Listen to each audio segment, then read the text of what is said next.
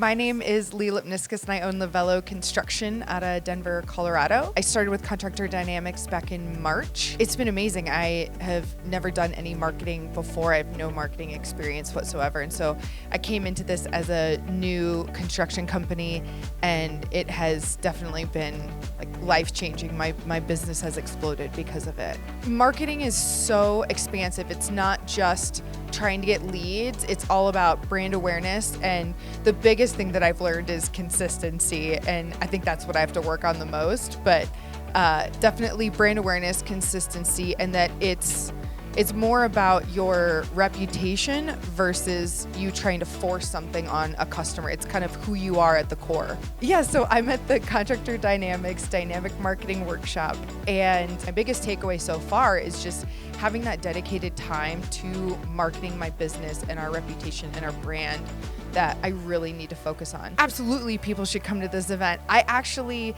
have had a friend of mine who I've been friends with who's also a female contractor owner in Northern Colorado.